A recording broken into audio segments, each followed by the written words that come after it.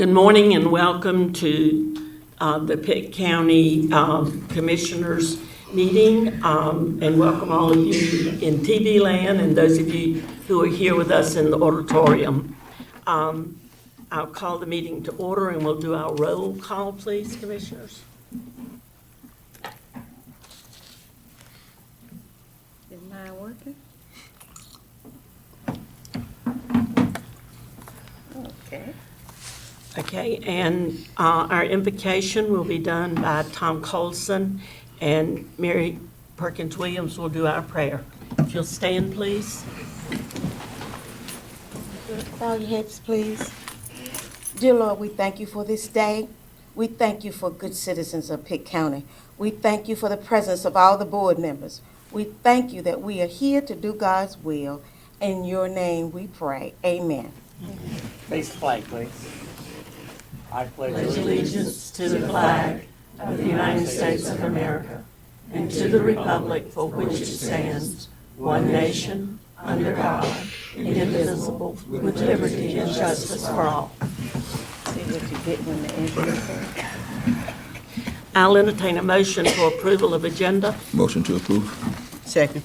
All right, we have a motion and a second. If we'll vote, please. I did it. Okay. Anybody signed up for addresses to the board? No, ma'am. Okay. All right, we'll move on to items for report. And Ms. Good, if you'll come forward, please. Good morning, Commissioners. I'm going to ask Doris Cannell, the Pitt County Farm and Food Council Coordinator, to join me. And she's going to do a little demonstration for you. So while they're setting that up, I'm going to tell you a couple of things about the Pitt County Farm and Food Council, which was officially formed by this body in July 2017. We have 13 members, diverse members from across the county representing all areas of the county and all parts of the food system. So we have farmers, we have restaurant owners, healthcare, Pitt County Planning, North Carolina Cooperative Extension. We also have community gardens, nonprofits, folks from the food bank as well. And we're all working on issues regarding the food system in Pitt County. We have under us 3 groups that are working on specific issues, including education around food and nutrition, one on food security, and one on farm and economic development. So in March 2018, we did a strategic plan and we came up with 4 goals that we reviewed on a monthly basis. And so those are within Pitt County to decrease food insecurity, which is at 23% in Pitt County, to decrease childhood obesity, to decrease food waste, and also to decrease the average age of the farmer in Pitt County by creating young farmers. A lot of the benefit that we see with the Pitt County Farm and Food Council is our ability to connect people working in food system issues. And we see that through examples like Grifton Mission Ministries, who is a part of this group, and we're able to be connected to some food resources and grant writing assistance. They've supported a recent school gardening workshop for teachers and daycare providers. We're getting ready to launch a hunger awareness campaign working with Public Information Office here in Pitt County. And the Economic Development Group is working on an event to help promote agriculture in Pitt County and understanding of that. It's a $202 million industry in Pitt County. So one of the things that we want to highlight today is the Pitt County Food Finder, and we're going to let Doris take control of that for right now. But we started this in December, and we're continuing to populate it. And Commissioner Floyd Huggins has talked to us about how she's already helped a constituent use that, but we wanted to show everybody. Yes, a couple of months ago, I think Commissioner Ward told me she wasn't able to make it to our launch and said, I would love for you to come and present it to the whole council. So here we are. And I just want to thank you for that and thank you for the support, because the Food Council would not be here if it wasn't for your support. We took some of the changes made at the launch and the questions and comments and tried to make some changes. So I hope the people that came are able, we even had one person that hadn't even been sworn in show up, which was great. So I thank them for coming. I also wanted to thank Vidant, Cooperative Extension, and the Nutrition and Physical Activity team of Pitt Partners for helping us finance this. And at Pitt County, the Public Information, the IT department, and the legal department for helping get it done, because we couldn't have done it without them. It belongs to the people of Pitt County now, and we hope that we will find more and more ways to use it, and it'll be helpful. Okay. I will say that I wanted to let people know why we did this. When we started the council, one of the things we really wanted was input from the people. I've met hundreds of people since I started this job 2.5 years ago. And one of the stories I've heard a lot is we need to have access to information.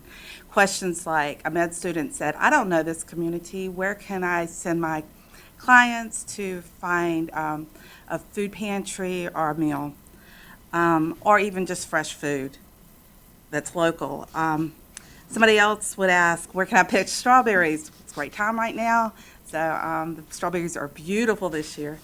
So you can find where to pick strawberries or get a CSA or go to a farm. You can also, people would ask, how can I volunteer to help with the food system? So there are plenty of ways to volunteer, and we hope to add more.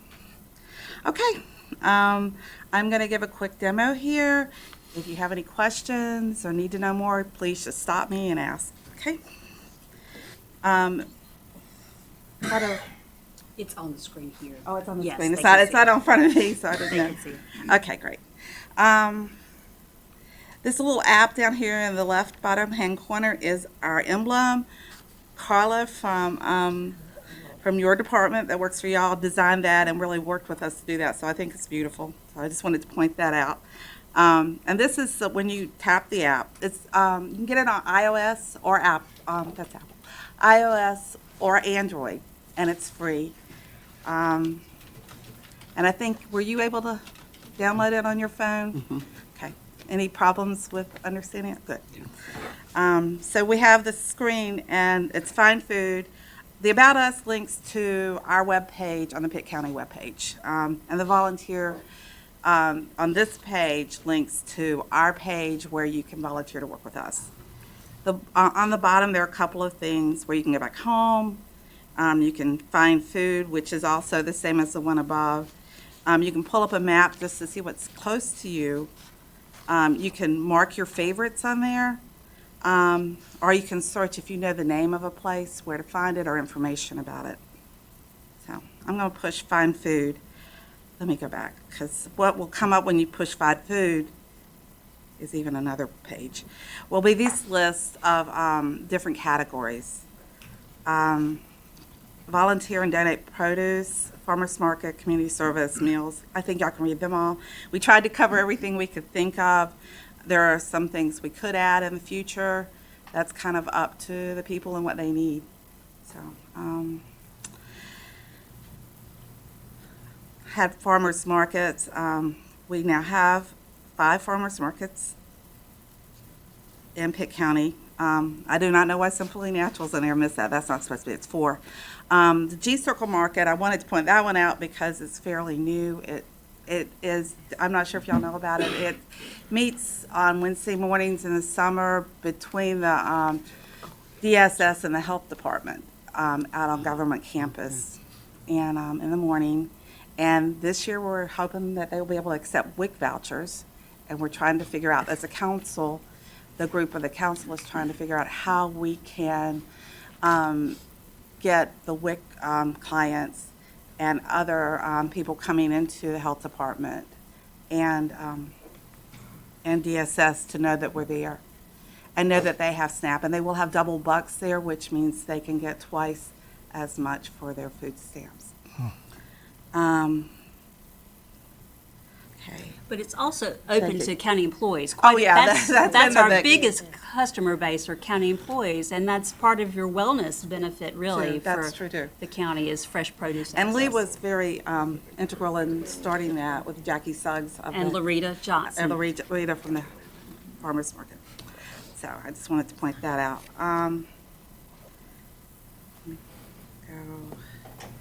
So if we go to meals, one of the things that we have in Pitt County is there are multiple sites for the congregate meals for seniors over 50. And so this gives you all the information about the hours of operation, what you need to know. And one of the things you need to do is call ahead. You have to fill out forms if you want to get a free lunch, but you can come and pay for it too. Down at the bottom of these pages, you'll see that you can mark it as a favorite. You can add it to your favorites. You can get feedback, which would come back to the administrator. You can share it with somebody else, or you can get directions. One of the things I didn't mention is when you get the whole list of sites, like if you went into community gardens, you would get the community garden that was closest to you would be listed first. So they're listed in geographical order within our area. I know that it works that way in Wilson County. I don't know about how far it goes out, though. So, any questions so far? Okay. I'd like to ask one, since I think we passed it already. There is a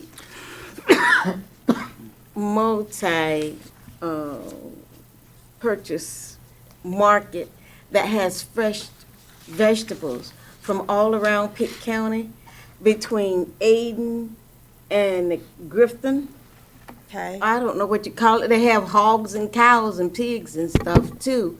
So how would someone new to the area get to that one? Because anyone can sell there who have grown vegetables and things Are in you the talking county. about the flea market? The stockyard. I don't know what they call It's a it. stockyard. The stockyard that's over off of Stockyard, 11? yeah.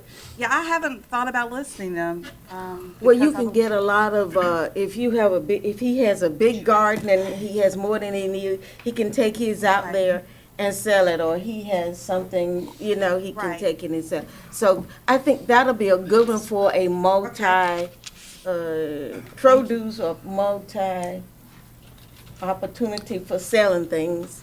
Okay, It might be good. A lot of people drive a long ways for it. okay. Yeah, that's great.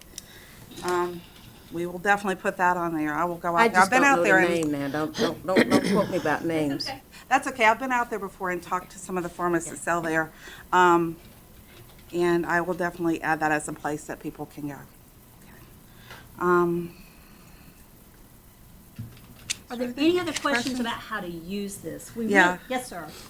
So I guess this is more a question about interactivity with the app. If provided, hopefully, there will be more and more foodstuffs available in our community, more and Right. more active use of community gardens. If there are members of the public that are actively relaunching a garden, or if there's a new farmers market that comes online, how can the public interact with the app to notify our food council to make sure that the listings are updated? And for instance, on the community gardens, we're just sitting here looking at it, how would, say, a manager of a community garden update information within the app about maybe what's planted, when the harvest is for certain things of that nature? I am aware of your community garden. I just haven't been able to get that on. You still have that one over behind the. Oh, well, mine is listed. The one that I manage is listed. Oh, the okay, Dream Park good. Community I Garden. wasn't sure. But Oh, no, I'm got just, this one. is just a general question. No, under About Us, they can go to there and they would contact the person that has my job, whoever that is. So, Okay. yeah. So they can contact by email or by phone. So if collards are going to be available, I could let you know, and then you could put it in. Exactly. Available Updates information. would be controlled by the By the- coordinator. Right, and if you already have a site and you need a change, you can also put a comment in there that would go to the administrator. Okay. So, Is there a cultural, there is an the farm. with the water where you grow things? Aquaculture. Oh, aquaculture. I'm not aware that there's one right now in Pitt County, except for the catfish. I get to hear about everything, and people bring it to me, and I hear there's one. Carolina I thought it Classic. was at North Pitt or something like that. If you're speaking about Carolina Classics, catfish that headquarters or the retail market is between Aden and Grifton. Yeah. Okay, I know about that one. That's something we could list.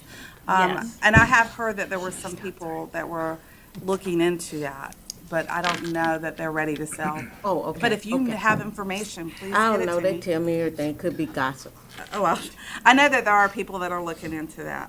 I also wanted to let you know that this information is available on the Pitt County website, or connected to the Pitt County website. So if you go to the Farm and Food Council's site on the Pitt County website, you can click on the food finder, and the same information is listed there. We will be translating this into Spanish, and how that works is if somebody has native Spanish on their cell phone, then the information that we have in Spanish will come up in Spanish. If we don't have it in Spanish, it'll come up in English. But the app will recognize what their native language is. And we could also add other languages. We just didn't really see the need to at this point. But that's something we can look at. I think that's about it. I think that was all I was going to say. Any questions that y'all can think of? Anybody have any questions? I wanted to add just a couple of things of note. Is that there is a cost to the Food Finder app for the Food Council. And so we've pulled together those funds the last year to get it kicked off, and it cost about $3,000 to keep it running per year, so we'll be looking for funds to put that together. But the Pitt County Farm and Food Council is supported by the Vidant Foundation, and that's funding that Cooperative Extension on behalf of the council wrote for, and very grateful to Vidant for their partnership with this. I guess the other thing I wanted to tell you is I'm leaving the end of June, so if y'all call, you won't get me, you'll probably get somebody else. But until the end of June, I'll be there and working on this probably for the most part. I'm going to go play with my grandchildren and do some other things a little more. I just want to thank you for the opportunity to work with y'all, and I'm just looking forward to the things that could happen with the food system, with this app, and just with the people of Pitt County. It's always going to be close to my heart. And thank you for all you've done for Pitt County and Doris our has been very citizens. instrumental in getting this off the ground, so we're really grateful. I'm going to give those cards to everybody. If y'all need a card, I know some of you probably already have them, but I should have some over there. But just so you know, you all are the first stop on a multi-municipality tour. We're getting ready to meet with all the municipalities in the county and do this presentation so everybody knows. We'll also be presenting to Jan and her team at Human Services, hopefully get in front of the school board just to get this information out. So please feel free to use it and pass it on. Thank you. Thank you. I think it's good that it's on the county government. I think it's good, Madam Okay. Chairman, that it's on the county government, because I have a lot of friends returning in the area who are seniors, and pictures really help them. Thank you. I'm glad to hear that you're gonna, I think it'd be important to get with the schools before school gets out, because that would be a lot of, if you could get that information out so as many parents as could, this would be quite a, an opportunity for them for the summer. Thank you again. County Manager's report. Okay, thank you, Madam Chairman. Several things to mention. Your next meeting dates, May 20th will be your next regularly scheduled meeting in the month of May at 6 p.m., then June 3rd at 9 a.m., and then following June 3rd is the scheduled date for the public hearing on the fiscal year 1920 budget, June 4th at 7 p.m. Obviously, this week is the budget workshops beginning tomorrow. Tomorrow, and then Wednesdays we skip because of another item I'll mention, but then we come back Thursday, Friday. Item C is the reason we don't meet Wednesday. Wednesday is the NCCC, which is the North Carolina Association of County Commissioners County Assembly Day. That'll be in Raleigh, and I believe we have the commissioners scheduled who'd like to attend. If there's anybody who's still thinking about going, let us know, and we'll be happy to make accommodations to get you registered. Just remind you about the Supreme Court visit on May the 14th. I think we have those commissioners signed up and registered who plan to attend, and even those that will be doing the photograph, I think, the day before. Item E, Just want to bring to the board's attention regarding some leased office space we have to Trillium Health Resources. They have been leasing one of our, formerly known as a group home, out at the office park north of the river. We have 3 of them, and they've converted one into office space, and they've probably been back there 8 or 10 years. They're going to be vacating that at the county's request, relocating those workers to the downtown building, the old, I think, Nations Bank building. And the reason for them vacating is to allow DSS to move into that space. They have some critical space needs for office space, and they're going to take over that space. On item F, the North Carolina Department of Labor had their Safety Achievement Awards with the Secretary of Labor, Sherry Berry, presiding over these. And Pitt County government was recognized in the following areas. In general government, we got the first-year gold. Emergency management, first-year gold. Public health, second-year consecutive silver. Buildings and grounds, 4th-year consecutive silver. And the detention center, first-year silver. So I'd like to thank the departments and the employees for the efforts towards safety initiatives and efforts. Item G is a good news item. Did you get the environmental health supervisor of the year? Yeah, that's our good news item. Okay, oh, I'm sorry. That's okay. I thought that Yeah. was Let me attached. ask you I something thought it about was attached these to right the here. other, okay. I want to ask you about these. When these various awards come, does something come to the county for them when they are exceeding? What we receive is a certificate, but it's just a recognition. There's no money or Yeah. anything Well, like somebody that. said when it says an award, they think about all kinds of things. So I said, I never asked this, so I thought I'd ask publicly. Yeah, they're just basically honor. Department of Labor certificates of safety achievements. Thank So you. they get a Thank certificate. If Mark Phelps will come to the podium, please. I would just like to recognize him. He was recognized this past month at the North Carolina Environmental Health Supervisors Association as the Environmental Health Supervisor of the Year in North Carolina. Mark is our Environmental Health Director here in Pitt County, and basically to kind of let you know what he does and where his department sits in relation to the Health Department. The Environmental Health Division is a division of the Public Health Department and is responsible for the monitoring and regulation of several public and private services offered to the public. Responsibilities include food and lodging, institutional sanitation inspection, mosquito management control, on-site sewage disposal regulation, and regulation of public swimming pools, spas, among several other items.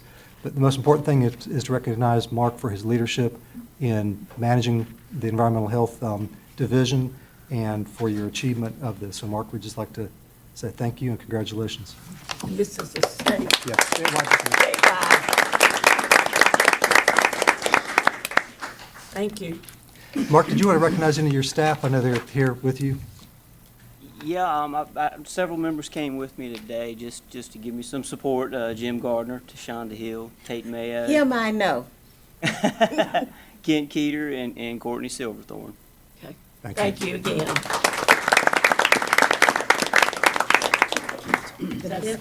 Okay, I'll entertain a motion for the consent agenda. Motion to approve. All right, we have a motion and a second. Let's vote, please.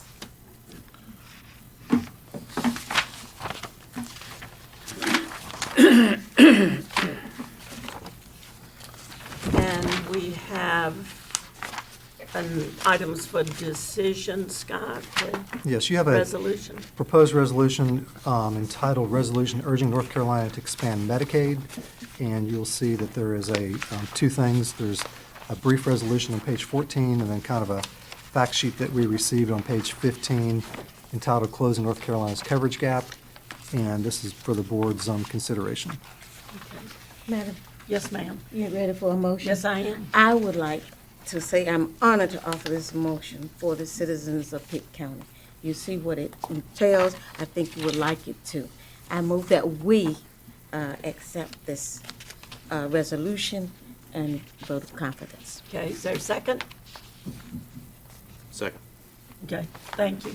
Madam Chair, I'd like to say something. Yes, sir. 90% of the money's supposed to come from the federal government, is that correct? Yeah. How much did the federal government go into debt this year and last year and the year before? And what is the national debt today? There are all the counties of the United States sitting here with our hands out begging for money from the federal government that does not have it. This runs a deficit a little bit further. Our parents' generation was known as the greatest generation, and for a reason. We're going to be known as the greediest generation. I cannot support this because it's not sustainable. Okay. We have a motion and a second. If we'll vote now, please.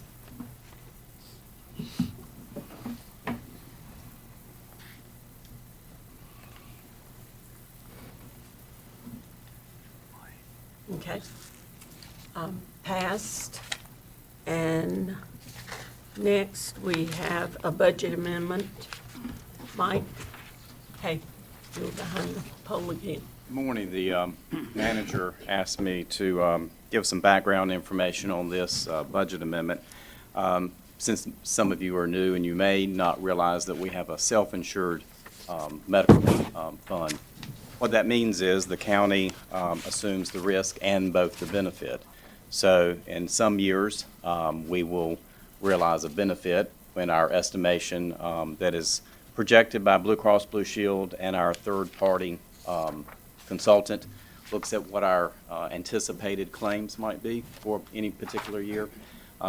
Obviously, just with anything, you look at your history to see what your claims activity has been, what your population of your employees, and our retirees that are less than 65.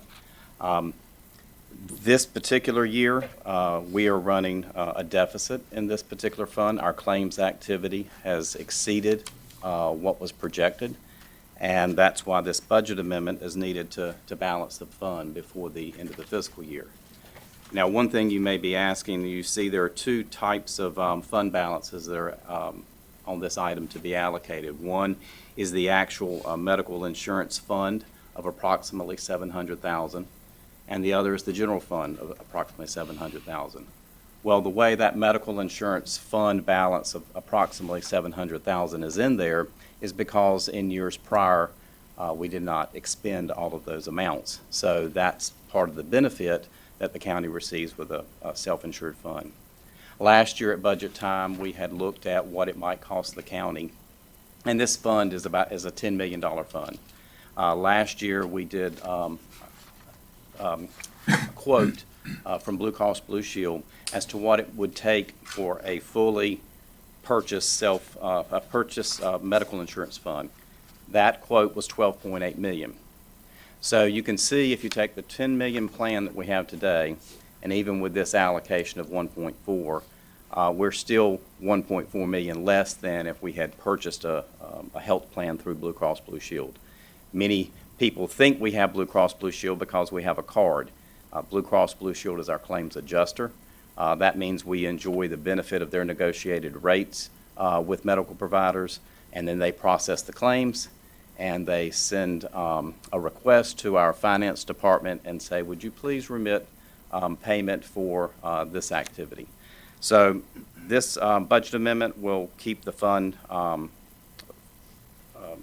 with a positive balance at the end of the fiscal year. So with that, I would answer any questions that you might have. Any questions?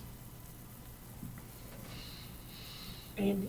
No. Okay. Move. Motion to Yes, approve. we have a motion to approve. Is there a second? Second. Okay, we have a second. Let's vote, please.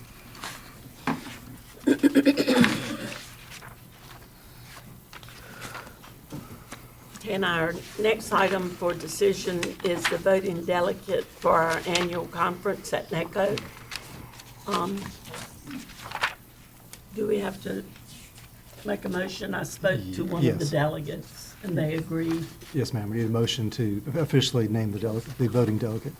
I move that we elect Tom for the voting delegate to Okay, the Tom commission. Colson's been Second. nominated, and we have a Second. second. Any other nominations? Okay, let's vote.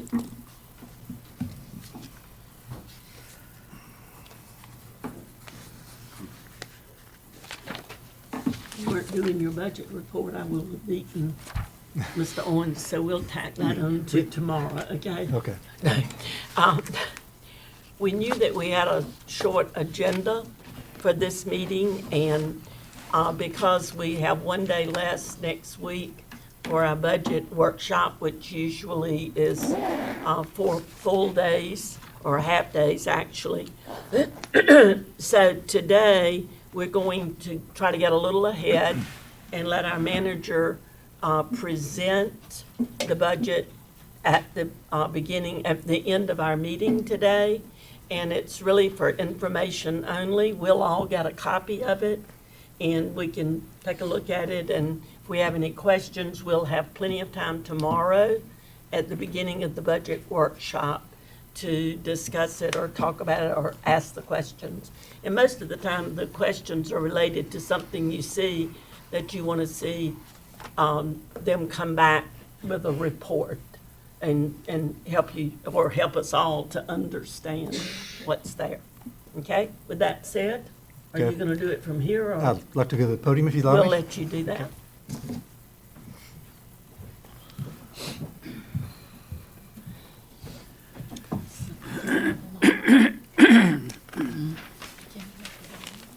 Well, good morning. I'm asking Brian Barnett to join me. We're going to split the presentation up so you don't have to hear my voice for the entire presentation, and just to give it some variety in terms of what you're hearing. Staff is going to pass out the copy of the PowerPoint that you're going to see, as well as a binder. And once those are passed out, I'll explain how those two work together.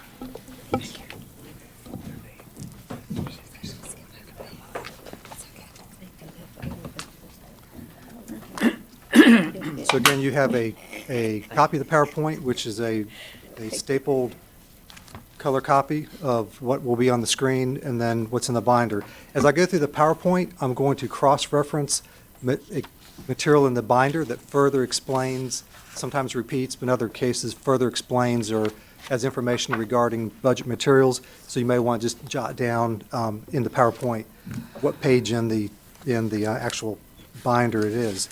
So the black binder, if you'll look on page 1, basically is the preliminary budget overview, and you can tell the entire document is tabbed, everything from overview, revenue review, expenditure, HR, capital improvement. And then at the very bottom, we give you the departments will be coming forward in the following days.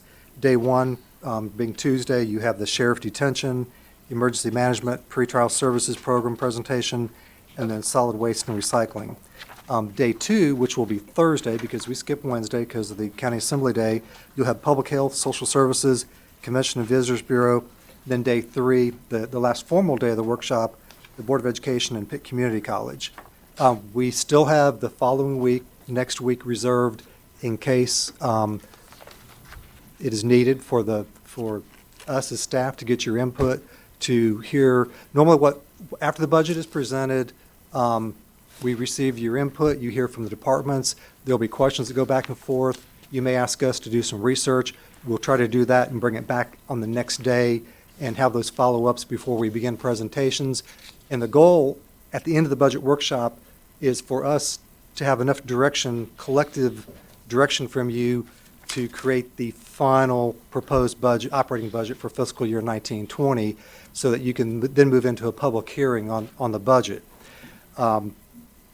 So with that, I guess we'll just roll right into it. Otherwise, in the binder, let me just explain. The next page is the budget calendar remaining for where we are in the budget process. I mentioned the dates of the following workshops. Public hearing June 4th we mentioned. And then there's also a second alternative date for the public hearing, that being June 17th as an alternative date if it was needed. Technically, you have until June 30th to adopt the budget, but historically, we've always tried to do it that first Tuesday of the month, and but you do have that leeway. And then on the next page is your mission, vision, values, and goal statement. These were all reviewed and approved at your CIP budget workshop back in January, and so those should be familiar to you. So rolling into the actual budget presentation on the PowerPoint on the screen. Again, we have your priorities, and we try in making recommendations to you on spending priorities to place these against this list of priorities before you: education, public safety, economic development, human services, facility and space needs, infrastructure improvements, and then recreational activities. In terms of what we consider guiding principles for the budget development, we review the requests against the board's goals and priorities. We continue with a base budget concept, starting with the base of the prior year, or actually the current year we're sitting in, as we look to the July 1, 2020 year. Another guiding principle is to retain service levels with increased cost to maintain base. To maintain base.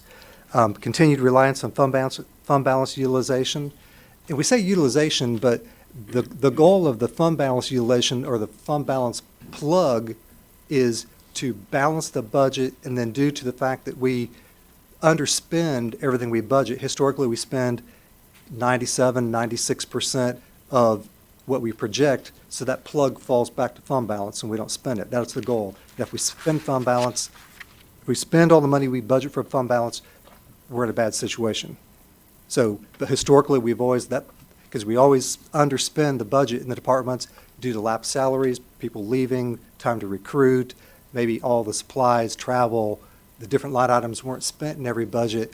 That money then falls back to the fund balance. And the last point here, obviously in local government, we are not like federal government. We have to have a balanced budget. Our budget has to have revenues meeting expenditures and vice versa, so it's balanced dollar for dollar. In terms of the next slide, the revenue drivers that I'm going to call are needed.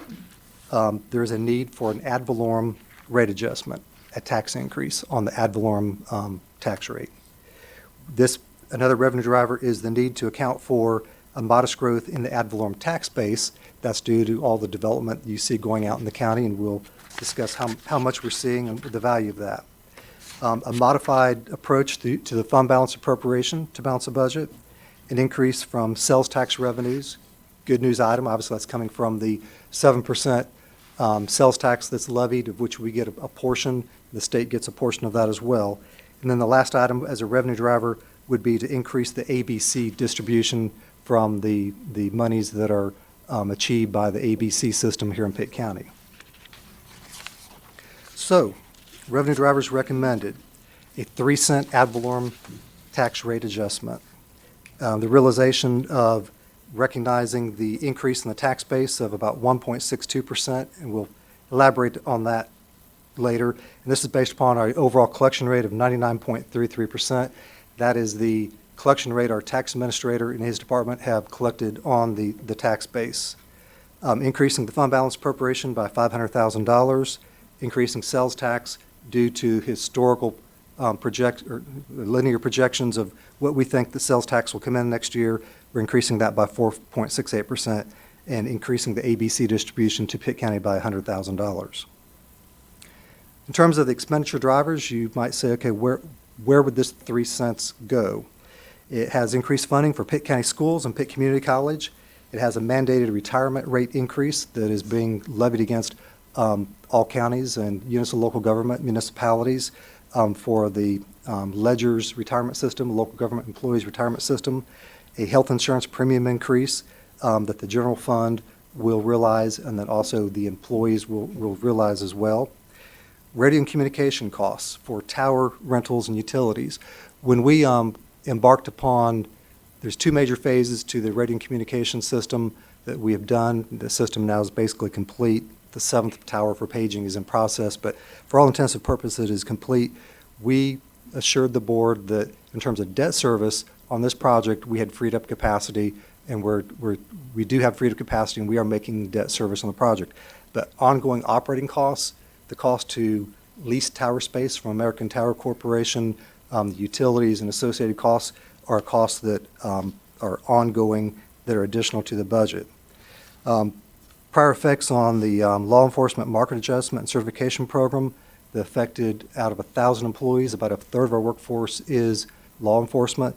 We continue to see the effect of those, especially with the certification program, if law enforcement is receiving those certifications. When you get a certification, you get a 4.8% increase in pay, is what I'm referencing there.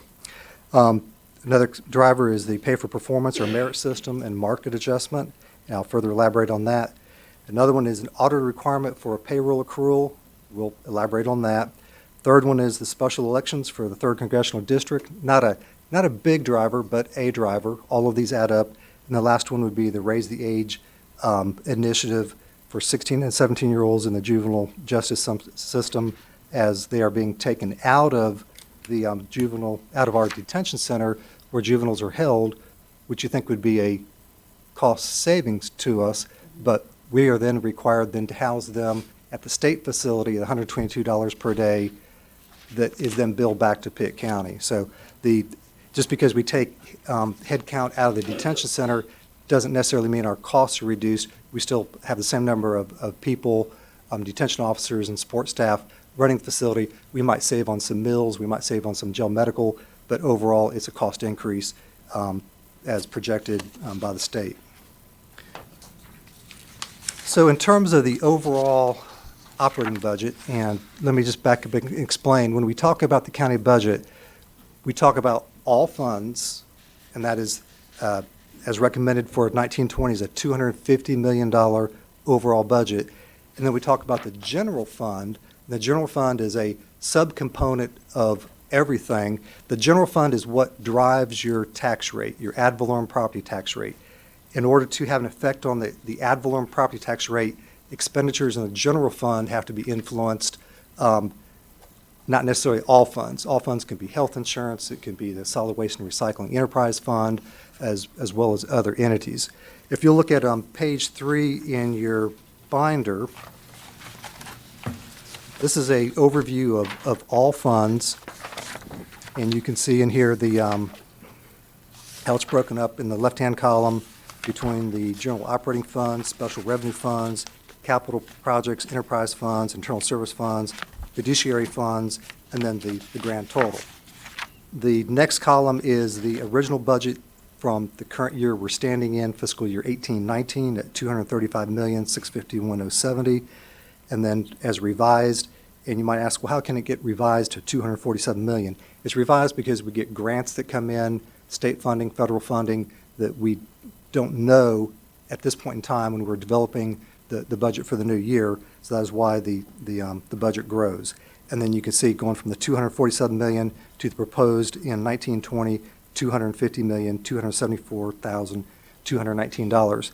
For the total of all funds, that's a 6.21% overall increase. Now, on the next page and next slide, we talk about the general fund. Again, the general fund is a subcomponent of all funds.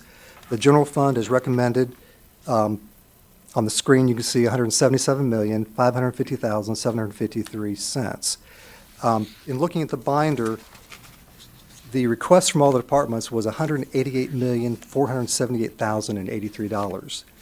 In terms of a reduction to the requests, I reduced the request amount by $10,927,330.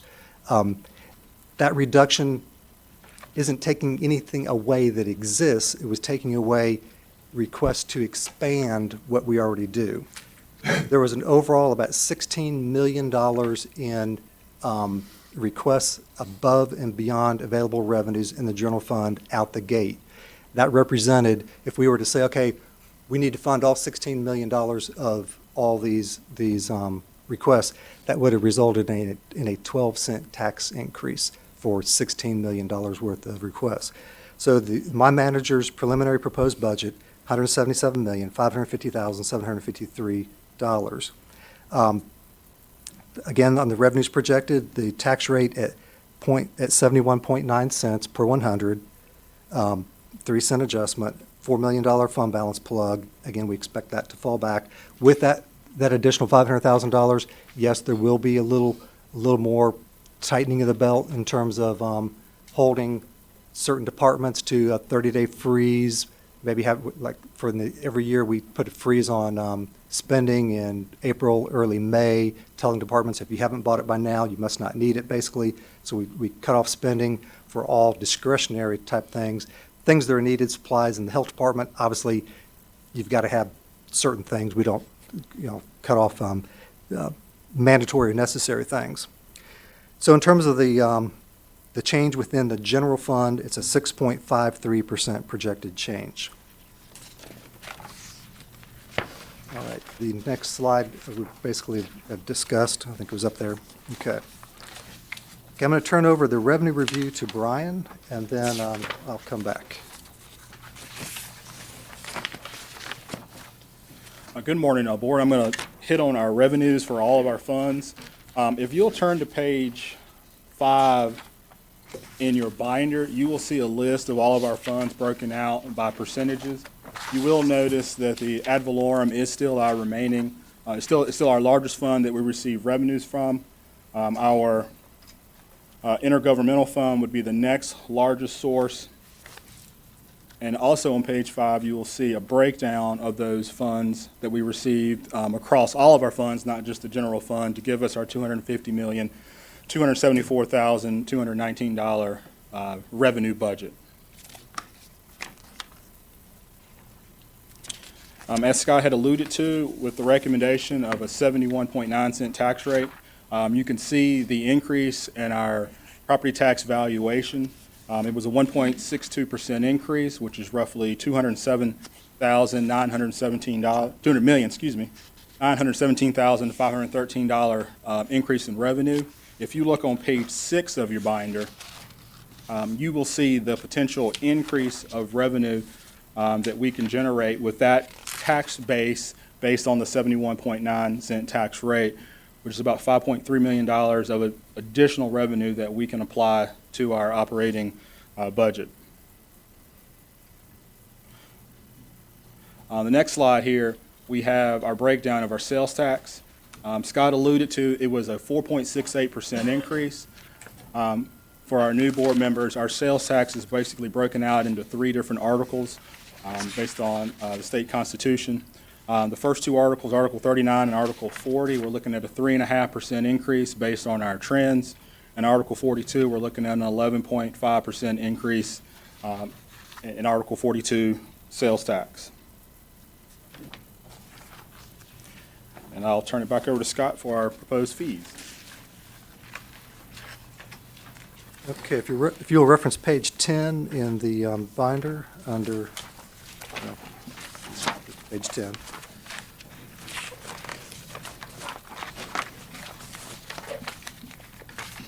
So a number of departments have are proposing fee increases. The first one is animal services. They are recommending a dog adoption fee increase from the current of $110 to $125. Owner requested euthanasia from $20 to $30. And then the third one only applies to municipalities in terms of what we call a special hold request.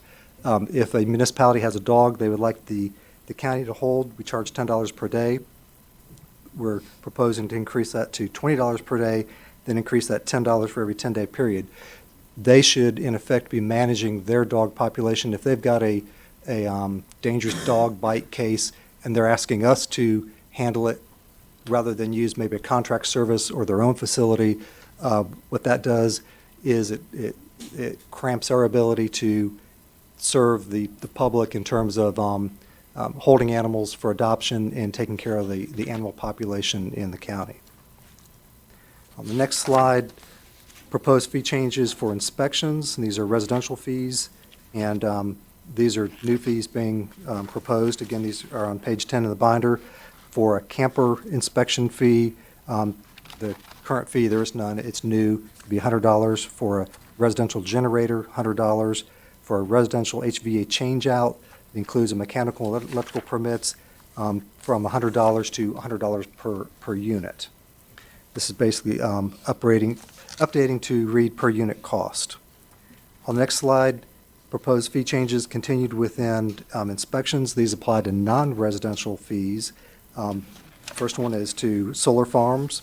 Proposed fee is $200 per inverter. That's a new fee. Next one is for a camper recreational sites. This would be, I think I left off on the last one. There's a plus of $50 cents per panel. Is it $50? 50 cents per panel. Okay, then on the next one, camper recreational sites, the going from basically no charge today to $100 per service plus $20 per pedestal. Non-residential generator would be $200, And then camper recreational sites, $100 plus $20 per pedestal. Then the last page on proposed fees, within solid waste and recycling, you're going to have a presentation by John Demery, the solid waste and recycling manager on the solid waste and recycling system. We have proposed fee increases within this enterprise fund. The enterprise fund itself is a separate operating fund, part of the all funds budget that has to meet revenues against expenditures.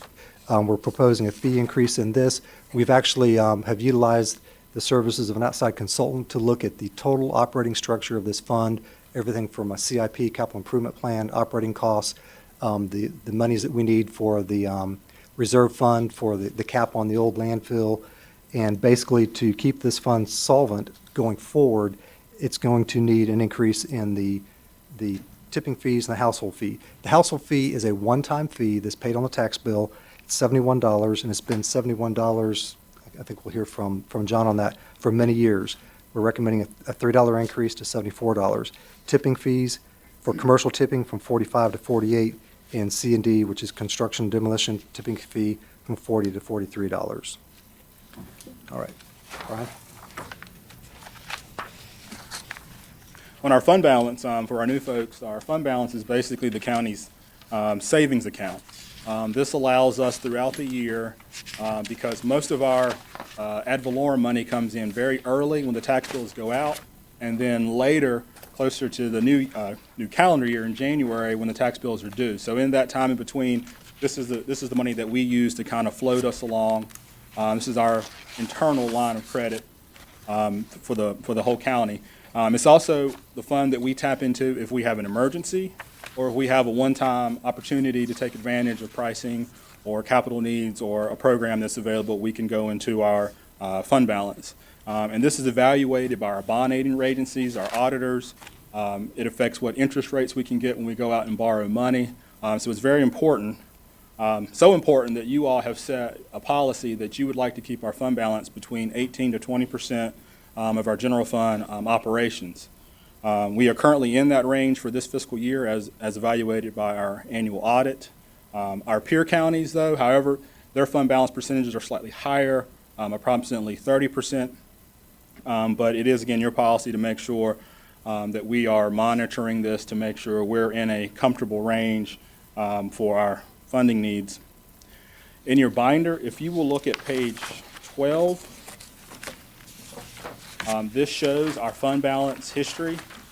It also shows fund balance into relation for the year ending, because that's the fund balance that we are looking to carry into next year. Based on the early estimates, you will notice that our fund balance will go down to 18.54%. That still keeps us in that range that you have set, but at this time, that's what we're preliminarily looking at, and that'll be evaluated next fall by our annual auditors. Here's a linear breakdown of the history of our fund balance, and you can see where we rank against our peers. And back to expenditures. Okay, in terms of expenditure review, if you'll look at page 13 under the expenditure review tab in your binder. For all funds, as we look at total expenditures within this budget, you'll see that education is your highest percent of all funds spent, 24.56%. And then public safety comes in second at 19.53, and then you can see the breakdown as well. On the next slide, which corresponds to page 14. So page 14, in and of itself, is the reflection of everything that influences the general fund.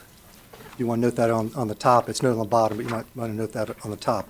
Page 15 is basically all funds combined. So on page 14, this is a lot of data and a lot of numbers, but it actually, I think maybe the PowerPoint kind of sums it up in terms of functional categories of expenditures within the recommended appropriations. You see general government 43.7 million, public safety 48.9, transportation, 1.1, environmental protection, 11 million, economic and physical development, 5.6, almost 5.7, human services, 44.3, cultural and recreational, 776, education, 61.5 million. That includes, that's a fully loaded number for all current expense going to Pitt County Schools, Pitt Community College, Capital 1, 2, and 3, all debt service that we pay to them. So we have $61.5 million of the budget of the county's responsibilities in terms of funding public education in Pitt County.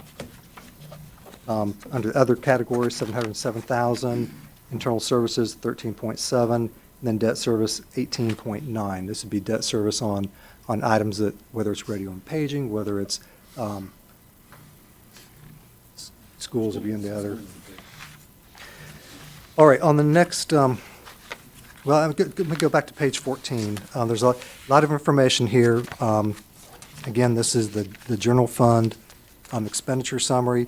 You can see that we show on the top, on the legend or the captions on the top, the actual budget from fiscal year 17-18 for comparison purposes. The original budget going into the year we're standing in for 18-19, as it has been revised due to monies coming in for 18-19, what was requested for 19-20, what is recommended, the percent change, and then the dollar amount. You can look down the far right-hand column on the dollar change or the percent and see those areas that are driving the need or the, let's just say driving, that they're the drivers, the expenditure drivers that are in order to balance the budget.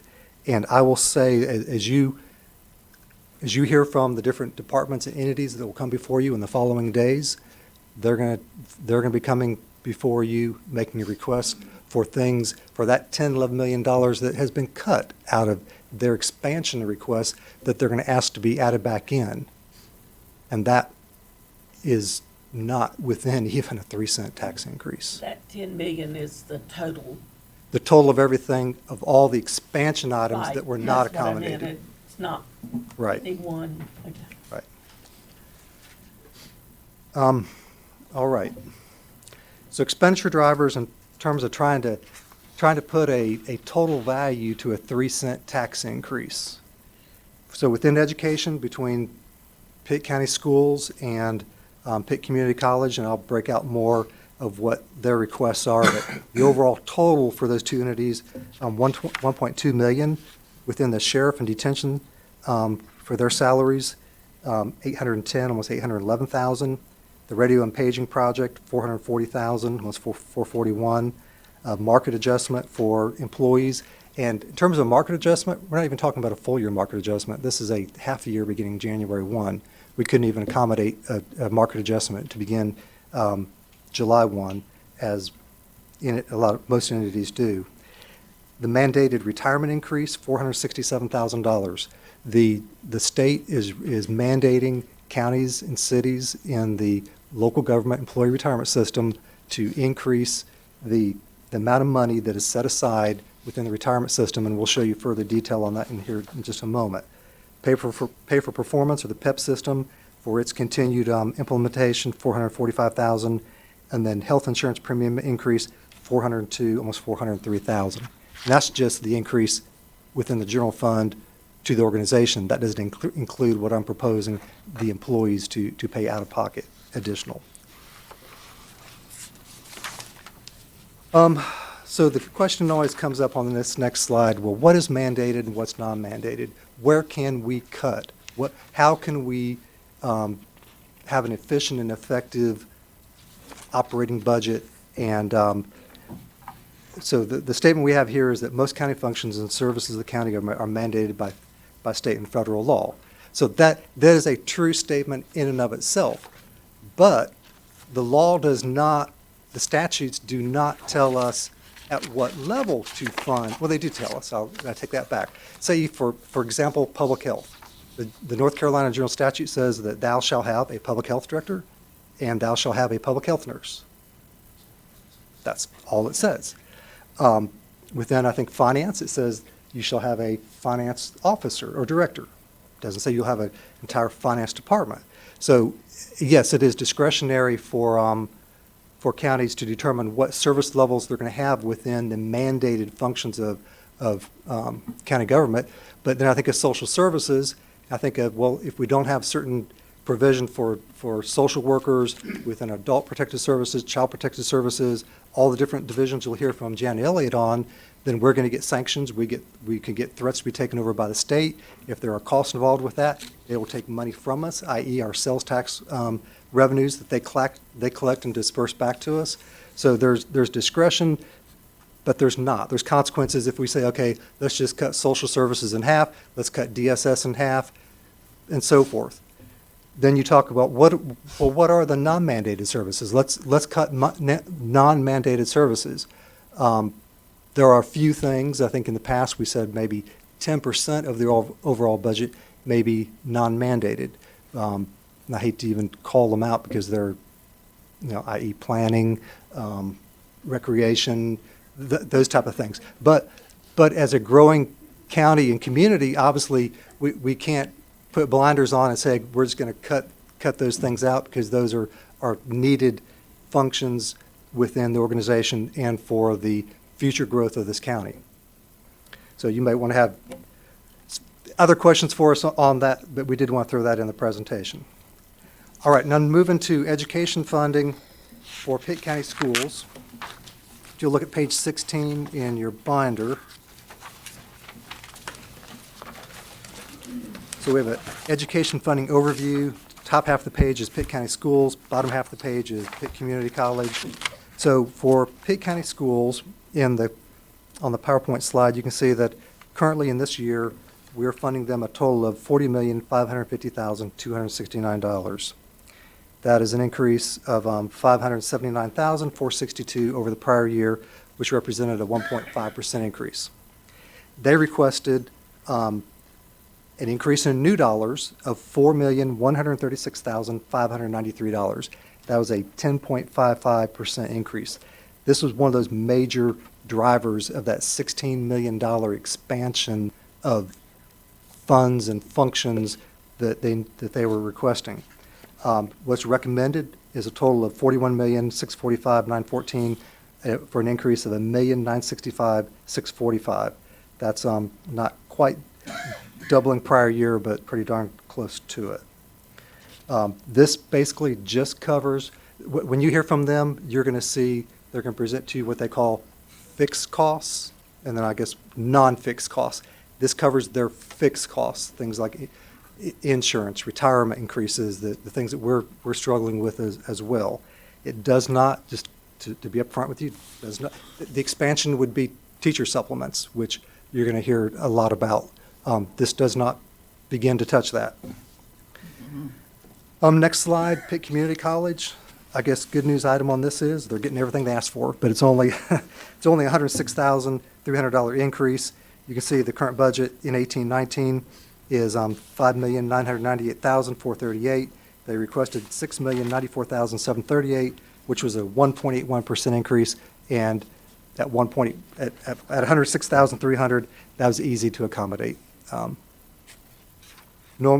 can't say that all years are like this, but this was an easy year in terms of the community college. Okay, on the next slide, I had referenced this a few minutes ago, but just to show the county's commitment to overall education funding within the budget, again, this $61,475,261 is the amount of money that we currently fund for the schools and the community college. All right, turn over to Brian for industrial development. So with our Industrial Development Commission, this is probably the fundamental change of our budget this year. Normally, this tax rate is included with our ad valorem tax rate. So as we sit today, we're at 69.9%, which includes a 7/10 cent for the Industrial Development Commission. One of the things that I recommended was that we break this tax out from our traditional ad valorem tax and to create its own separate tax on paper. It's always been its own separate tax with its own separate fund within our systems. But now, just like our EMS tax and our fire tax, our folks will see this as a separate tax on their tax bill. With that being said, we are recommending that we take our 7/10 and we increase it to a full penny. The increase will help to accommodate a recent decision to expand the industrial business park. This will help to pay on the debt service of that park. Our next fund that's separate from our general fund is our EMS fund. You will see this on page 17 of your binder, the details of the funding. But we do want to tell you that we did present the recommended budget to the EMS Oversight Committee in mid-March. It passed through their committee. It maintains the 4.6-cent tax, and it does continue the capital improvement plan that we discussed back in January. I do want to point out on the actual number section on both the revenues and expenses, you're going to see two recommended columns. The first recommended column for FY 1920 was what we presented in mid-March that passed the EMS Oversight Committee. The second column includes those same revenue drivers that we experienced on the general fund, we had to apply to the EMS fund. So the mandated retirement system, the health care coverage, all of those increased costs also affect the EMS fund. So that's why you see two recommended EMS funds in your binder. Next is our fire districts. They're going to be on page 18 of your binder. The major elements of the fire tax, as you know, each fire department has its own separate tax. The two elements that I do want to point out, the first one highlighted in yellow, Blackjack, Eastern Pines, and Winterville are requesting a tax increase of their tax rate. This increase comes directly from them. We do pass on that recommendation to you. And then also you will notice in that far right-hand column, the vehicle purchases, you will notice that Belle Arthur, Clark's Neck, and Gardnerville are looking to purchase vehicles next year as part of their budget. Here's a closer look at the tax increases from Blackjack, Eastern Pine, and Winterville, and affiliate agencies. All right, next on the affiliate agencies, if you look at page 19 in the binder, and for the new board members who want to kind of talk about what affiliate agencies are versus sustaining agencies. So these are not departments of county government, but affiliate agencies, again, page 19, let's flip there. There's basically three of them. The Shepherd Memorial Library, Pitt County Council on Aging. It says Pitt County, but if they're a nonprofit, that's just their name. And then the Pitt Greenville Airport Economic Stimulus. On the library, we really consider them affiliate. We see that as really an arm of education. We have a shared partnership with the city of Greenville in terms of how we cost share this service. We pay basically a third, the city pays 2/3. We fund some of the outlying libraries, which you'll see later in my comments. And then the economic stimulus plan for the airport was a plan that was probably put in 10, 12 years ago to keep and attract aircraft, to keep them in Pitt County, registered in Pitt County, and having taxes paid on them. So this is basically a plan that allows them a fuel credit, that if they'll keep their aircraft here, that they then get a fuel credit to buy fuel for those aircraft. So with the library, you can see that they've had a request of $654,028, a recommended $613,819 over the current budget of $601,194. For the Pitt County Council on Aging, and the Council on Aging, we consider them an affiliate because basically if this nonprofit didn't run these services, by default, county government more than likely would have to have a Department of Aging, or we would have to ask DSS to consider running aging services. They had a request of $241,517, and part of this request is to match HCBG, Home Community Care Block Grant dollars, federal dollars that come into Pitt County via the Middies Commission, and then are passed down to the counties within their service area, Pitt County being one. We have to match those dollars, so a portion of the dollars allocated to them pay for that. Otherwise, the dollars pay for aging services, Meals on Wheels as part of it, the senior centers, and other functions of the Council on Aging. So the total for affiliate agencies is recommended at $915,836. Sustaining agencies are agencies that we have historically funded in the past. We're not required to. We don't really consider them affiliate. They're just agencies that we sustain. You can see they're broken out between human services, cultural and recreational, such as libraries, recreation, and then civic and arts. And you can see basically all of the recommendations in here hold all of these agencies to the current fiscal year 18-19 levels. I do want to point out on your chart here, maybe on the PowerPoint, the Farmville, yeah, here it is. About halfway down, if you look at libraries, you'll see Farmville Public Library. They've asked, this year they're funded $10,000, recommended $10,000, but underneath that, you'll see Farmville Library Special Funding.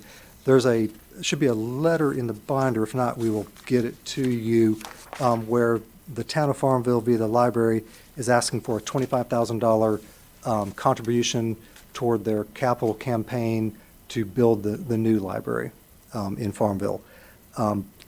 Did not fund that. The board wants to consider that. Obviously, you could consider that out of other sources as we may be determined available or not available, but did commit that I would point that out to you, that request has been made. So the total for sustaining agencies, request of $200,335, recommending $146,085. Okay. Moving on to human resources. So if you flip to page 20 in the binder, interestingly enough, this year's budget had a request for 45.49 positions, almost 45 and a half positions. And do you remember, was the value 1.8 million on that? What? Close to $2 million in new position requests. Again, out of 45 and a half positions, only 7.8 are recommended, and even of these 7.8 have little effect on the general fund. The Development Commission is coming out of their budget, which is not general fund related necessarily. Public Health is partially state or federal funds. The sheriff position is general fund. Social Services is partial general fund, and Solid Waste is coming out of the enterprise fund. A lot of these positions, as you're going to hear from departments that come before you, are justified, needed. But I mean, it's difficult coming and standing before the 9 of you asking for a 3-cent tax increase consideration, let alone anything above that. On the next slide, adjustments, compensation adjustments for the workforce, continuation of the pay for performance, or the PEP system for employees based upon their performance score. And I will note that we informed the employees last year. It used to be that you had to get on a scale of 1 to 5, in order to get your PEP increase, if you were qualifying for a PEP increase, you had to get a 3.0. We raised that to 3.25. That was one level they had to reach. Another set of employees had to get a 3.55. We raised that to a 3.75. Just thinking that the 3.0 basically said that you meet all of the standards set forth before you, whether it's your objective project list or things we call factors, dependability, and customer service, all those types of things. We're thinking that we don't want to have employees get increases just based on a 3.0 that you meet these things, check down the box. We want you to exceed them to some degree to be justified for a PEP increase. So we notified the workforce in writing last year that we were upping the standard for you to meet. So we may have some employees that if they don't exceed from a 3.0 to 3.25 may not get their PEP increase, or if you're at that second standard, depending upon where you are on the pay scale, we have grades and we have increments. If you're between 1 and 16 on the increment scale, you're eligible for the 2.4. You had to get a 3.0, now you have to get a 3.25. If on that 1 to 40 pay scale, you're at increment 17, between 17 and 40, you used to have to get a 3.55, now you have to get a 3.75. Basically, the bottom line is we're saying we've upped the performance criteria for you to get your PEP increase. On the market adjustment, 2%, effective half year, beginning in January, is being recommended. On calculation rates, page 22 in the binder. So on that first line for retirement, this is, again, the local government retirement system, the ledgers, local government employees retirement system that is ran by the state. We are being mandated to increase the contribution from 7.8% to 9%. And the bad news is that mandated increase goes up for 3 years. I mean, this is the first of 3 years. So the following 2 years, all counties and cities are being mandated to increase that as well. Law enforcement, you can see increase in that one as well. The 401k stays the same, life insurance stays the same. On hospitalization, right now, the county has, again, like Mike Taylor had explained back at the first part of the meeting, we have a self-insured, self-funded hospitalization plan. It's not insurance. I will say that for catastrophic cases, we do buy stopgap funding. So if we have a case that is more than $240,000 in claims, we have stopgap funding that then picks that up and reimburses us for anything above $240,000. But anything under that mark, the self-insured plan pays for. And I think weekly we write a check for claims, Mike, of $250? $200,000. We literally, Brian Barnett transmits $200,000 a week to fund the health insurance costs for our employees and other dependents who are on the plan. So right now, the general fund, on behalf of the employee, contributes $660 per month. The employee pays either $30 or $76. And basically, we have what we call a health insurance minimization fee program that if you do certain things, you get a health screen, you participate in certain health activities, you can, if you get certain points during the year, you can pay that lower fee. You can pay $30 rather than $76. If you say, I'm not doing a health screen, I'm not participating, I don't have time for that, then fine, you pay $76 today. What we're recommending is a $15 increase to the $30 fee, so it would go to $45. So the employees are now going to pay $45, and that's their, I'm going to call it cost sharing of the plan.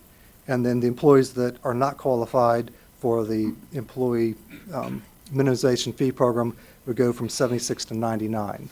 Now, employees are going to say, why us? Why do we have to pay? And I will say this recommendation is going against our internal HISC committee. The HISC is the Health Insurance Steering Committee. Originally, when HISC met, and I meet with them, it has representatives of finance, DSS, health, legal, various departments of the county. We were going to have the general fund absorb all of the increase within the health fund, but as looking at the overall picture of this budget, I felt it was only fair that, I mean, the general fund is going to increase a portion of it, but I think it's only fair to ask the employees to shoulder a little bit of it as well. On the next slide, in terms of a market adjustment history, the county, what we've tried to do in the past is base our market adjustment based upon the federally published CPI index, consumer price index. I think, is it January to January or? January. Yeah, January to January. And you can see that going back to 2010, 2011, first column, what the actual CPI has been. I mean, going back that period of time, it's been like 18.3%. If you were to follow the CPI, the market adjustments that we have given have been 13.1, and then so we're basically behind about 5%. Well, we had years back during the Great Recession where we basically didn't give some of the changes due to the conditions of the economy.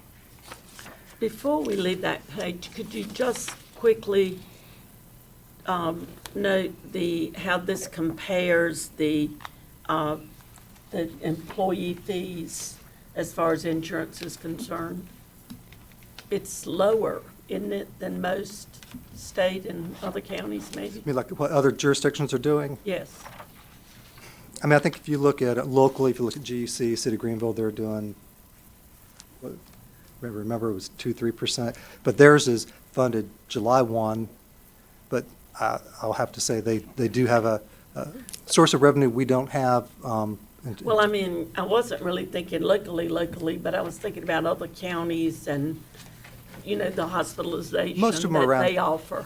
The actual CPI is 2.1% January over January. We were just doing a flat 2%. I think most jurisdictions are doing 2, maybe 2.5, 3, but most of them I think are landing on Okay. the 2.1. On the next page, the classification study. This is a process that we do in-house. Our Human Resources Department has a process in which we look at each and every classification or job position we have in the county, and we lump them into 3 categories of review. So every 3 years, every single position within the organization is touched to make sure that we are paying market rate for the position, for the entry level, not for what the employee is making at that point in time in the position, but for our recruiting efforts, that we have the right salary attached to that. So this is the second year of our 5th cycle, so we're in the 14th year, and this year we have reviewed technical law enforcement classifications, and basically that 4th bullet down, you'll see the recommended changes. We'd be taking the Deputy Director EMS from grade 72 to grade 73, and then an Animal Control Officer 2 to Animal Control Officer. That was just a classification title change only. So there are very few changes, and normally we don't have that many changes through this process. Sometimes positions are classified down, and if a position is graded down, the employee is held harmless pay-wise, but they move further up on the increment scale, but their pay remains the same. But then somebody coming in new to that position would then be hired at a lower salary. Or conversely, if it's graded higher, somebody new coming in that would get the market rate for that position. On the next slide, Employee Medical Insurance Fund. Kind of alluded to this with Mike Taylor's and then my presentation earlier. We do have the premium changes I mentioned, the employee participation fees, the 30 to 45, the 76 to 99, benefit changes. Going to talk about those in a minute. I want to go back to, let's go with this slide here, the insurance changes. So again, we talked about the employee medical insurance changes going from 18, 19, 19, 20. Basically, this is what I already described. On the insurance changes, as we work with our third-party insurance consultant, Mark III Consulting, they specialize in examining fully insured and self-insured type insurance coverages. We use them to advise us on how to appropriately design changes to our self-insured health plan to stay within the available revenues. And some of the changes that we are proposing based upon input we've received from them is to change the deductible from $2,000 to $3,000, the deductible from a family maximum from 4 to 6, and the out-of-pocket maximum from an individual from 5 to 6, and then the out-of-pocket maximum from a family from 10 to 12. I think this yielded, we said, Mike, was it about $200,000? $700,000 in benefits to the plan to make these further changes. And we tend to tweak this year to year and feel like that, as we compare our plan against other jurisdictions, we still have a very well-funded plan. I mean, I think even if you look at the federal health regulations, they would almost consider us a Cadillac plan, but it's not, not totally a Cadillac plan. That was It's what I very, was getting to when I asked the question before. This is still a good plan, even with the increases. It's better than just good. still maintains the 90-10 coverage where if you had in-hospital stay, you'd be paying 10%. Most plans today are 80-20, 70-30. 90-10 is still basically unheard of. And I think probably when I first came to the county many years ago, it was 100%. We went from 100 to 90. That was earth-shattering that we would go from 100 to 90, but we're not proposing to go to a 90-10 or, from a 80-20 or 70-30. On the next slide, So in terms of the monthly premium changes, the county would pick up for the employee. We currently pay $660 per employee. That's a benefit of being a county employee. The county pays $660 of the health insurance costs per employee. That's going to go to $695. That'll be a $35 increase. So the county's going to pay an additional $35 per employee, and then remember that employee is going to either pay their out-of-pocket's going to go from $30 to $45 or $76 to $99. In these next three categories you see there, the family, the parent-child, and employee spouse, those are optional coverages that the workforce can choose to pay for above and beyond what you, as the employer, provide for them. About 10% of our overall population opt to buy the family coverage. So if you buy family coverage, you got to pay currently another $660. Come the new year, you have to pay $695. If you are say a single parent with a child, you can pay $376 is what you pay today in the proposed budget, $396, or employee spouse goes from $548 to $577. Again, about 10% of our workforce, and a lot of those folks who do buy this optional coverage tend to be vocal at this point in time when increases are proposed because it's more money out of their pocket. But just remember, you as the employer pay the lion's share of that employee, single employee who's working for the organization, their health insurance costs with this self-insured program. Next slide, we are recommending, as part of the health insurance program, we have a dental vision reimbursement plan where the employees can receive up to $650 per year in reimbursements for both dental and vision benefits. We're recommending within the vision claim part of this program, right now of the $650, we only allowed $200 back on vision type expenses. We're proposing to change that to $300. I do want to mention just briefly, plant the seed of thought, not necessarily looking for any action, definitely not right this moment, or maybe not during the workshop weeks, but maybe following it for consideration of, as we look at cutting costs, whether it's overall departments, all funds, or this fund in particular, one possible scenario would be to eliminate retiree health insurance benefit, because that is a future liability that the county has to pay. And today, for someone all the employees here today are eligible for retiree health insurance. The standard today is 20 years. When I first came here, it was 5 years. We upped that to, I think, 10 years, 15, and 20, but we're currently on the standard 20. So somebody walking in the doors today, if they're hired by Pitt County and they start today, for them to get retiree health insurance coverage, you'd have to be here for 20 years. How many employees are staying in a job this day and age that long? You're the anomaly if you are. Some are. I'm not saying some don't. But there's in the audit requirement and through the Government Finance Officers Association, there's a liability measure that's called OPEB that we are responsible for, called other post-employment benefits. So all organizations, whether public, a government, whether private, a private business, if you offer health insurance, you have to have money set aside for your OPEB liability. So if a private business were to shut down tomorrow, they've got 100 employees and they've promised employee health insurance benefits, they've got to be able to meet those obligations, even though they're going to shut their doors. So they have to have a certain amount of money set aside to meet those.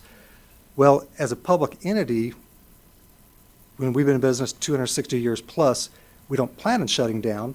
Now, somebody did point out, well, there have been some local governments that have gone bankrupt. Well, I hope that would never be the place for Pitt County. But so we don't really have to worry about.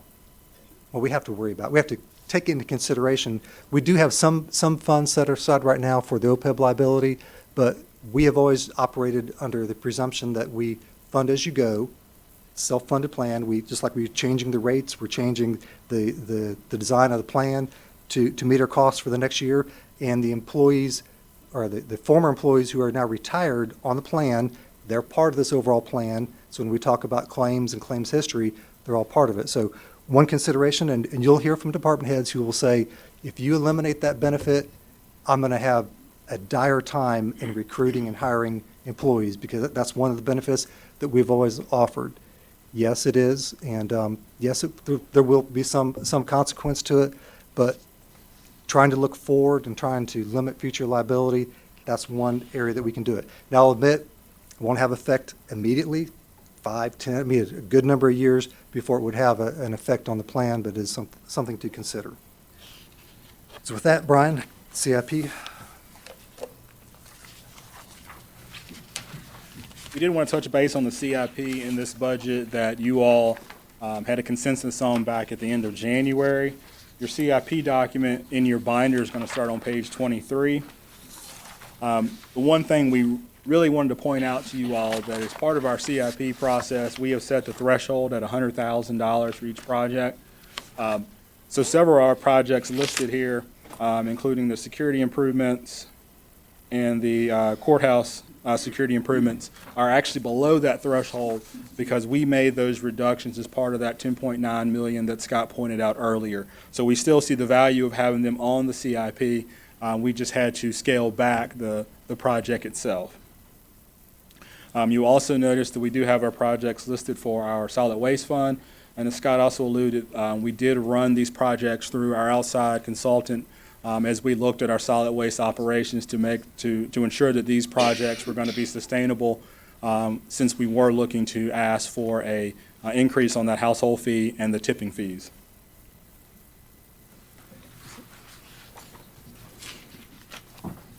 All right, as we move toward the end of this presentation, we always try to give a look forward. And on the next screen, would like to make an acknowledgement of some of the unfunded needs for the 1920 year. And in terms of, we've had some reach out to us from members of our local delegation from the General Assembly in terms of some of the things that maybe are not funded in this budget. One is body cameras, and the other is the pretrial services program. Neither one of those two are currently funded as recommended in the budget. Body cameras are approximately $544,000 for the year one costs, and the pretrial services program about $100,000 for pilot program for year one. We have not heard back if any funding was created in any of the proposed budgets. Have a call in to Raleigh on that to see what the status of that is. Last year there was a carve out for Pitt County and the City of Greenville for economic development funding that we received. So we're hoping and thinking there might be a possibility for these two things, or one of them. Obviously, we talked about the number of new positions that were requested that were not funded, and you'll be hearing, I'm sure, from many departments in the days ahead, as well as the unfunded capital requests that were not able to be managed. Future considerations as we look to a year from now in 2021, and keep in mind you heard from your tax administrator, Sam Kroom, recently on a reval presentation. We are in the throes or in the midst of preparing for the January 1, 2020 reevaluation and reappraisal process, which new values will be sent out, and then you will then need to consider what to do with the tax rate a year from now, whatever rate that you adopt this year, whether you hold that rate in the new year or whether you reference the revenue neutral rate that is required. So future considerations, fund balance for operational revenue sustainability. Obviously, we want to maintain high bond ratings. If you as a board still go forth with your plans for a LOBS borrowing, the limited obligation bond in the fall using the quarter-cent sales tax for Pitt County schools. I think it was just Pitt County schools alone, wasn't it? Pitt County Schools, the Sheriff's Office. Sheriff's Office. There were Pitt Community College. Pitt Community College. I don't think there was no general fund consequences to that. We will need to maintain a high bond rating. So if we do a LOBS borrowing in the fall, we will have to go before one or all of the bond rating agencies in New York in the fall for them to review our operational structure, our audit our budget process, our use of fund balance, and make sure that we are sustainable. And based upon how we're rated by them, then determines how much we pay in interest, which then affects over the long haul of a 20-year note, how much interest we pay on that note. For 2021, further school needs, whether capital, whether otherwise, possible economic development funding needs as we look at the Industrial Development Commission and their operation and the incentives that are being paid out. We are paying out incentives that at a very high dollar value amount based upon jobs created and tax base being created, which is a good news item. And eventually, that tax base will be hitting the ad valorem property tax base that we can tax, but right now, a good portion of what we're paying out is excluded because they're under an incentive agreement. On vehicle replacement needs, I mean, I'm sure you're going to hear from the sheriff about continual need for more vehicles. Considering the need for environmental funding, we've heard from several commissioners about wanting an emphasis in the county's budget process for further environmental needs. And last one, we put a place marker here for what is being talked about in Raleigh right now in the General Assembly called the Marketplace Online Facilitator Sales Tax Revenue. Basically, the further collection allocation of North Carolina sales tax on online purchases. We've been told by the NCACC, the North Carolina Association of County Commissioners, that the value of that is about $100 million statewide. So if they're able to put that into effect, they cannot tell us yet what Pitt County's portion of that $100 million would be. It'd be great if they could tell us it was $3 million, and I could say that's 2 cents on the tax rate, take it down from 3 cents to a penny. But that has not been, and I'm not sure what the status of that legislation or that effort is. Brian's got a slide he wants to present. So we wanted to leave you guys with this one slide. I know most of our presentation is pretty long, but it's not very number heavy. But I wanted to illustrate on this slide the differences in our expenses and revenues compared to the current year that we're sitting in. So as you can see on our expense side at the top in blue, even after all of our $10.9 million worth of cuts, our expenses still exceeded current year by $10,887,962. Our revenues, on the other hand, even though we are recommending a tax increase, if we do not factor in the tax increase, you will see that our revenues only increase $6,999,797, which left us a gap of $3,888,165 that we've had to that we are recommending via the tax increase on this particular budget. And that is it. All right, so with that, that's the presentation. We wanted to, I think it's kind of good we're able to deliver this early to allow you to go back and absorb this, and then any questions you may have, you might ask us questions regarding the tax increase, how to mitigate that, how to, or you may want to hear after you hear from the departments, their presentations and justifications for their requests. But with that, I'll leave it to the chairman to decide where we go. Thank you very much. I think that's the longest budget presentation for the first one, and I appreciate the fact that we have 4 commissioners who this is a new event, our budget, and we had talked about it, and the presentation was very thorough. I think the idea of absorbing this and looking at it and coming with your questions tomorrow morning, we have set aside time at the beginning of the budget workshop for questions, and there can be questions to ask, to have them research on things that you want them to bring back to us on the next day of our budget workshop, or questions you'd like to have answered tomorrow before we officially start the budget workshop. Is that okay with everybody? Everybody feel comfortable with that? Okay. I surely have some questions. Okay, and I think we all do. With that said, I'll go around and see if there are any commissioner comments. Yeah, we'll start. I would like to say that our healthcare system definitely needs help, but Medicaid expansion. I Speak don't up a hear little her. bit, I Lauren. don't hear her. Sorry, is it not on? Is that better? Can you hear me now? Okay. I would like to say that our healthcare system definitely needs help, but Medicaid expansion will break the bank and is not the answer. It will cost North Carolina an estimated $6 billion between 2020 and 2030. To pay for the expansion, the General Assembly would have to divert resources from other parts of the budget, such as our already unfunded school systems and transportation, or greatly increase taxes. Okay, thank you. Mike? I just look forward to working on the workshop and seeing what we can get taken care of. Good, thank you. No comment. Ms. Oaken? No comment. No comment. I like to say that with the Medicaid expansion, and having gone to some conferences before, and North Carolina legislature voted to not expand Medicaid expansion.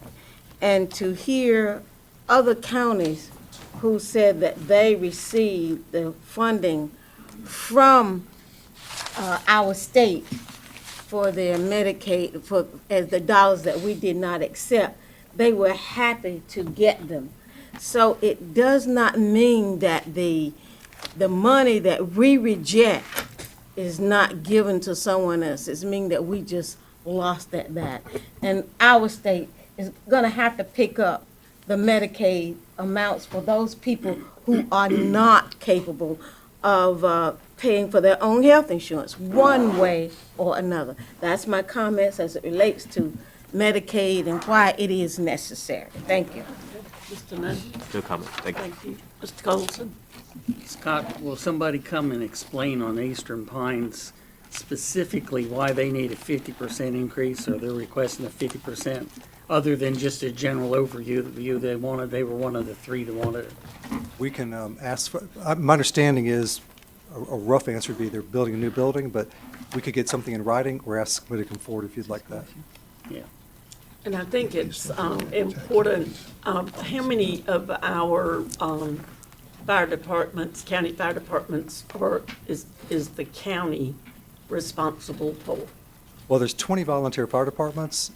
Basically, they're all, the county does not fund any of those, other than I think we make a $10,000 or $20,000 appropriation per fire department, but they rely upon either the tax rate that you see being proposed or that has been assessed, as well as any fundraising that they may do within departments. Now, EMS, of the 10 EMS squads, 2 of the 10 The are. EMS, I think yeah, was what 2 I are was county asking. I'm operated, 8 are sorry. nonprofit.